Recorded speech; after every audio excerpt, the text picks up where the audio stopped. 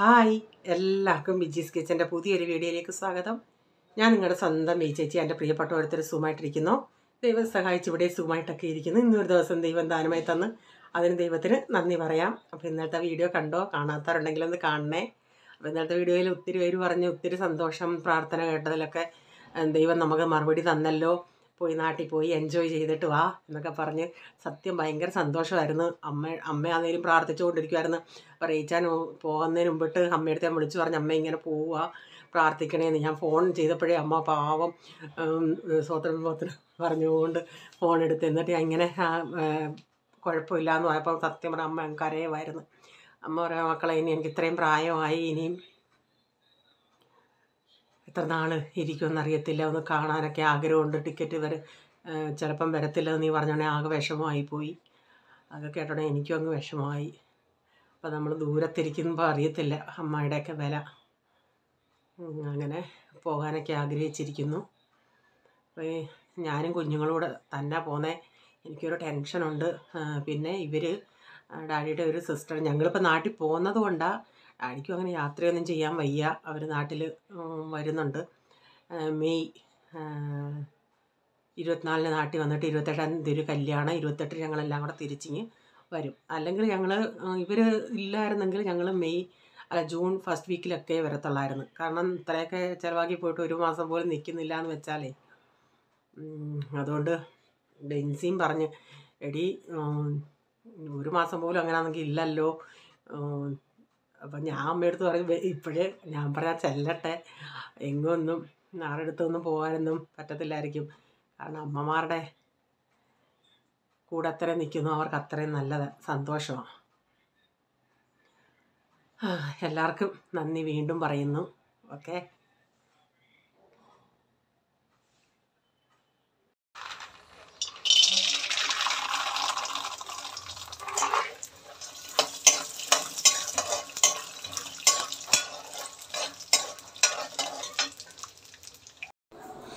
ഇപ്പോൾ രാവിലെ കണ്ടപ്പോൾ എല്ലാവർക്കും മനസ്സിലായി കാണുമല്ലേ പൊഹയാണ് ഉണ്ടാക്കുന്നത്.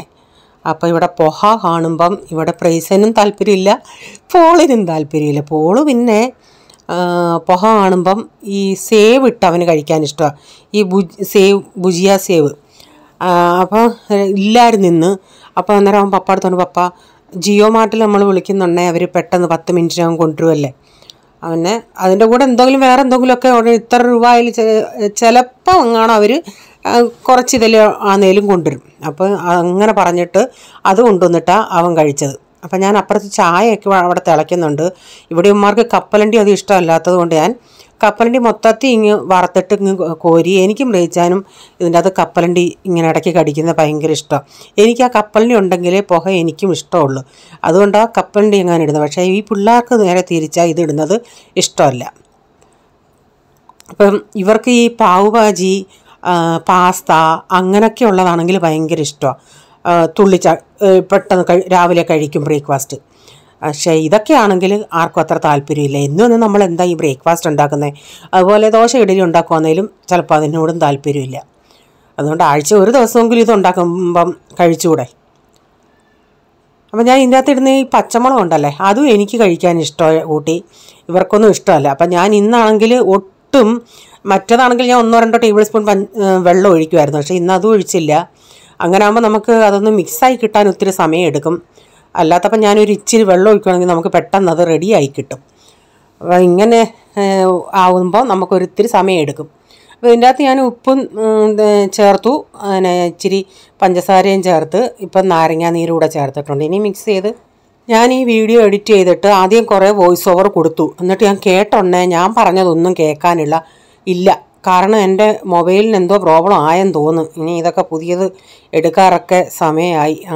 അപ്പം ഞാൻ വീണ്ടും അത് ഡിലീറ്റ് ചെയ്തിട്ട് ആ സ്പീക്കറിൻ്റെ അടുത്തോട്ട്, പിന്നെ വായുടെ അടുത്തോട്ട് സ്പീക്കറിൻ്റെ അവിടെ വെച്ചിട്ടായി സംസാരിക്കുന്നത്. ഞാൻ അങ്ങനെ സംസാരിക്കാത്തതെന്ന് പറയാൻ, നമ്മൾ ഈ നമ്മൾ സംസാരിക്കുക ശ്വാസം എടുക്കത്തില്ലേ, അതുപോലും ഇതിൻ്റെ അകത്ത് ചിലപ്പം ഇത്തിരി കൂടുതൽ ശ്വാസം എടുക്കുന്ന പോലെ. അപ്പം ചിലർ ചോദിക്കും എനിക്ക് ശ്വാസം മുട്ടലുണ്ടോ. അതുകൊണ്ട് ഞാനങ്ങനെ അടുത്ത് സംസാരിക്കാത്ത ഈ ഭയങ്കര ഏക്കം വലിപ്പ് പോലെ ഇതിൻ്റെ അകത്ത് തോന്നും.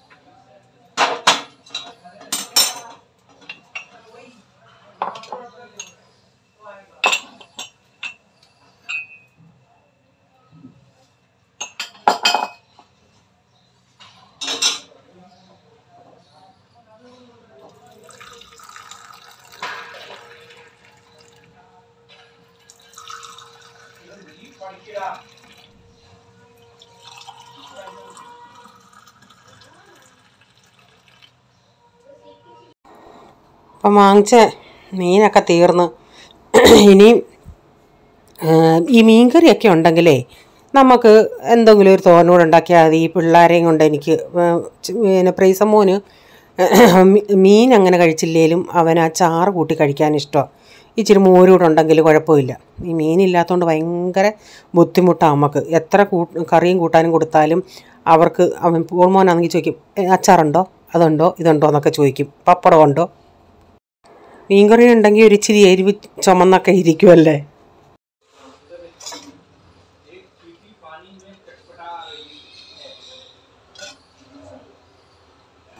റീസമ്മോനൊന്ന് മറാഠി റീച്ചാൻ അവിടെ മറാഠി പഠിപ്പിക്കുക. റീച്ചാന് കൊടുത്തത് ഇതുവരെ കഴിച്ചിട്ടില്ല. അപ്പം ഞാനിവിടെ എല്ലാവരുടെയും പച്ചമുളക് ഇതിൻ്റെ അകത്ത് കിടപ്പുണ്ട്. ഞാനിവിടെ പോയി കഴിച്ചിട്ട് വരട്ടെ.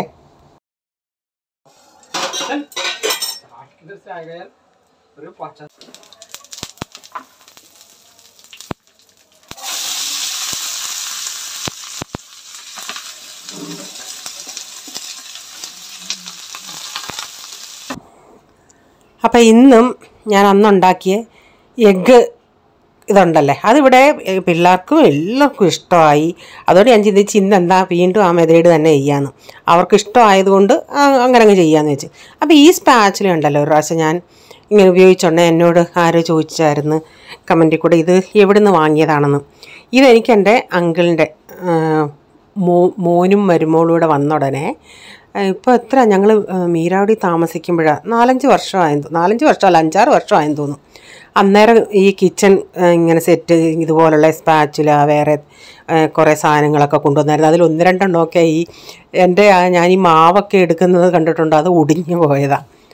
അപ്പം അതാ അവർ USA നിന്ന് കൊണ്ടുവന്നതാണ്. അപ്പോൾ എപ്പോൾ ഇതെടുക്കുമ്പോഴും അവരെ ഓർക്കും ഞാനും.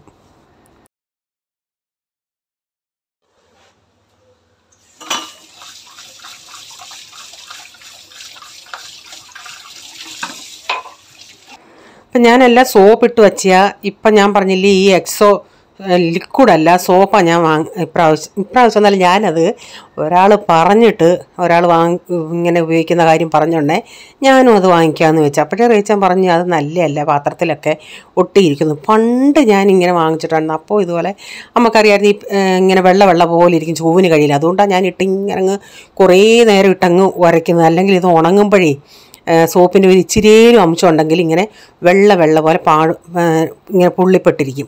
അതുകൊണ്ടാണ് ഇത്രയും വെള്ളം തുറന്നു വിട്ട് ഇങ്ങനെ ചൊവ്വിനങ്ങ് കഴുകിയെടുക്കുന്നത്. ലിക്വിഡാണെങ്കിൽ നമുക്ക് അത്രയും ഒരു പ്രയാസമില്ല. എന്തുവന്നാലും ഇത് തീർന്നു കഴിഞ്ഞാൽ ഞാൻ ഈ ലിക്വിഡേ വാങ്ങിക്കത്തുള്ളൂ. നമ്മൾ ഇപ്പം കഴുകുന്ന ആ പാതാമ്പ്രത്തിലൊക്കെ വീഴുവാണെങ്കിൽ അവിടെയൊക്കെ ഉണങ്ങുന്ന ഉടനെ ഇങ്ങനെ വൈറ്റ് പോലെ കിടക്കും. സോപ്പ് ഇങ്ങനെ കിടക്കുന്നത് പോലെ കിടക്കും അവിടെ.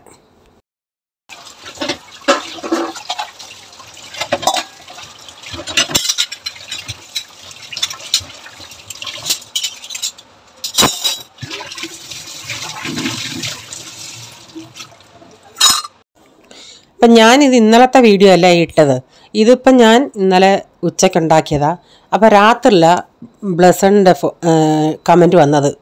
അപ്പം ഞാനിത് പൊട്ടിച്ചൊഴിച്ചിട്ട് തിരിച്ചിട്ടല്ലേ. അപ്പം ബ്ലസഡ് പറഞ്ഞു ചേച്ചി അതൊരു ബൗളിൻ്റെ അകത്ത് ഇങ്ങനെ മുട്ട പൊട്ടിച്ചൊഴിച്ചിട്ട് ഈ ഗ്രേവിയിൽ ഇങ്ങനെ ഒഴിച്ചതിന് ശേഷം ആ യെല്ലോയ്ക്കകത്ത് ഇങ്ങനെ ഒരു ഹോൾ ഇടുന്ന ഉടനെ ആ ഗ്രേവി എല്ലാം അതിലങ്ങ് അബ്സോർവ് ആയി. പിന്നെ തിരിച്ചിടേണ്ട ആവശ്യം വരത്തില്ല. അതിങ്ങനെ വട്ടത്തിൽ റൗണ്ടായിട്ട് ഇങ്ങനെ അത് വെന്ത് കിടക്കുമെന്ന്. പക്ഷെ അത് കഴിഞ്ഞിട്ടാണ് ഞാൻ ഇതുണ്ടാക്കി കഴിഞ്ഞിട്ട് ആ കമൻറ്റ് വന്നത്. അപ്പം ഇത് അന്നുണ്ടാക്കിയുണ്ടെങ്കിൽ ഇവന്മാർക്കെല്ലാം ഇഷ്ടപ്പെട്ട് ഇനി എത്ര നാളിത് ഇഷ്ടപ്പെടുമോ അറിയത്തില്ല. അതുകൊണ്ട് ഇന്നും ഇതങ്ങ് ഉണ്ട്. എനിക്കും പക്ഷേ ബോയിൽ ചെയ്ത മുട്ട കഴിക്കുന്നതിനേക്കായി ഇതിങ്ങനെ ഇട്ട് പൊട്ടിച്ച് കഴിക്കുന്നത്. പണ്ട് ഞങ്ങളുടെ വീട്ടിലെന്ന് പറഞ്ഞാൽ ഈ അന്നൊക്കെ നമ്മുടെ വീടിൻ്റെ താഴെ വയൽ അവിടെ ഈ നെല്ലായിരുന്നു. അപ്പം നെല്ലൊക്കെ കൊയ്ത്ത് കഴിഞ്ഞിട്ട് ഈ തമിഴ്നാട്ടിൽ നിന്ന് താറാവുകളെയും കൊണ്ട് വരുമായിരുന്നു. ഒരു മാസത്തോളം 1.5 മാസത്തോളമൊക്കെ അവർ ഈ താറാവിന് ഈ നെല്ലിൻ്റെ നെൽപ്പാടത്ത് ഇങ്ങനെ തീറ്റയ്ക്കായിട്ട് എന്നിട്ട് എവിടെയെങ്കിലുമൊക്കെ ടെൻ്റ് അടിച്ച് കിടക്കുമായിരുന്നു. അപ്പം ഞങ്ങൾക്ക് താഴെ വസ്തു ഇങ്ങനെ ഉള്ളത് കൊണ്ട് അവിടെ ഞങ്ങളുടെ താഴെ തൊടിയിൽ ഈ താറാവിനെ ഇടാനുള്ള സ്ഥലം അവർ ടെൻ്റ് അടിച്ച് ഇടാനുള്ള, എന്നിട്ട് രാവിലെ ഞങ്ങൾക്ക് മുട്ട തരുമായിരുന്നു.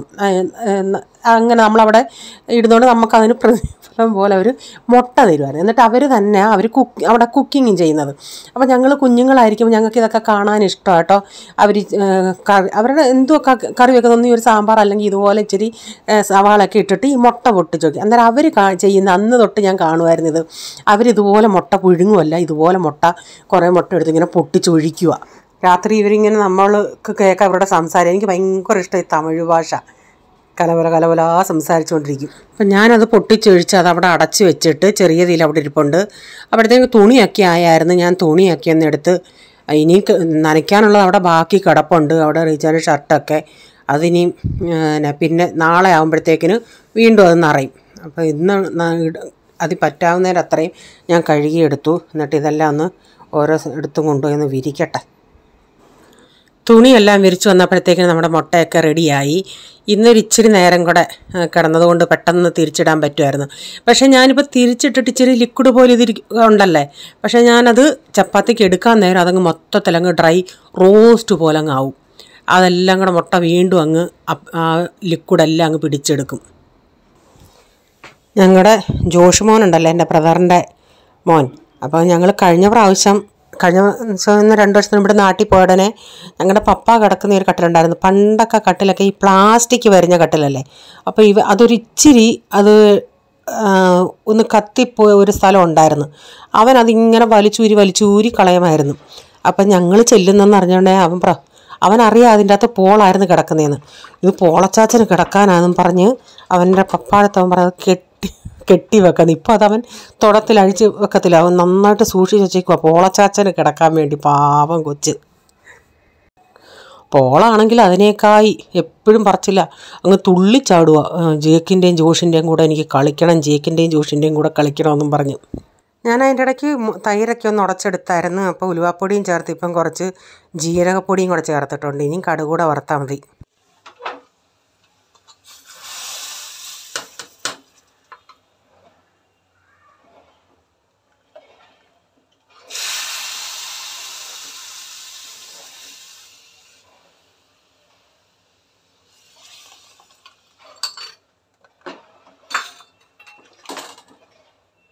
ആ കാശ്മീരി മുളകിൻ്റെ കളറാണ് ഇതിങ്ങനെ ഇരിക്കുന്നത്. ഇനിയും ചപ്പാത്തിക്കാർക്കൊക്കെ ഉച്ചക്കുള്ളത് കൊടുക്കട്ടെ. അത് കഴിഞ്ഞിട്ട് എനിക്കിനിയും ഒരിച്ചിരിയും നോക്കിയാണ് ഞാൻ പറയില്ലേ, ഒരിച്ചിരി മീനില്ല നമുക്കൊരു രസമില്ല. അപ്പം ഞാൻ നോക്കിയുണ്ടേ അന്ന് ഇച്ചിരി നെയ്മത്തി ഒരു 5-6 എങ്ങാണ്ടേ ഉള്ളായിരുന്നു തോന്നുന്നു.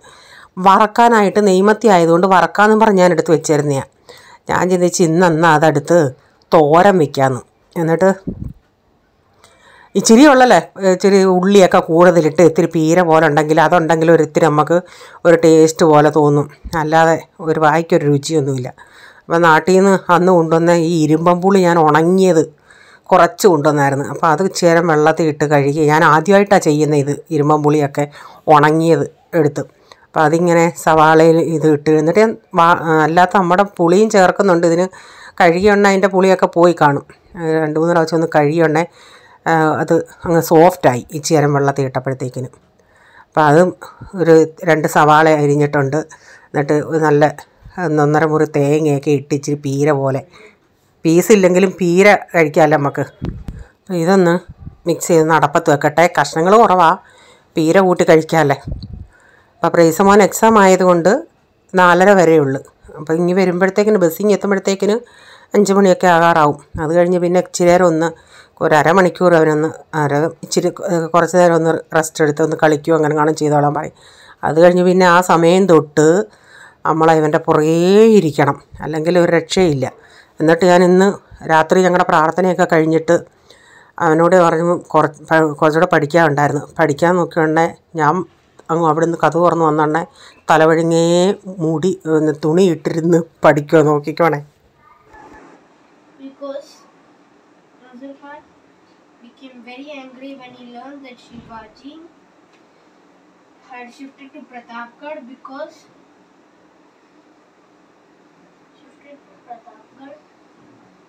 he was aware of the difficulties difficulties in capturing Pratapgarh. ദാണ്ട് അവിടെ വടി ഇരിപ്പണി ഞാൻ ഇപ്പോൾ എടുത്തങ്ങ് തരും. Glue spread over all. You. ഞാൻ അടുക്കളയിൽ നിന്നെ ഇത് കണ്ട് അപ്പം എനിക്കിത് കണ്ടിട്ട് ചിരിയും വന്നു. പിന്നെ ഞാൻ പറഞ്ഞു എടുക്കണ തലയിൽ നിന്ന്. EVS സെക്കൻഡ് നാളെ. അയ്യോ നമുക്ക് തന്നെ ശിവ, ജീവിക, അഫ്സൽ ഖാൻ അങ്ങോട്ട് പേരുകൾ തന്നെ നമുക്ക് മാറിപ്പോവും. അവനാണെങ്കിൽ അങ്ങ് ആകെ ബോറായിട്ടിരിക്കുമായിരുന്നു. അപ്പോൾ ഇന്നത്തെ വീഡിയോയിലെ വിശേഷങ്ങൾ ഇതൊക്കെയായിരുന്നു. വീഡിയോ ഇഷ്ടമായെങ്കിൽ ലൈക്ക് ചെയ്യണേ, നിങ്ങളുടെ അഭിപ്രായം കമൻറ്റിൽ കൂടെ അറിയിക്കണേ. സബ്സ്ക്രൈബ് ചെയ്തിട്ടില്ലെങ്കിലൊന്ന് സബ്സ്ക്രൈബ് കൂടെ ചെയ്തേരെ. ഇനി ഒരു പുതിയ വീഡിയോയുമായി വരും വരെ bye God bless you. Thank you. Take care. Bye. See U.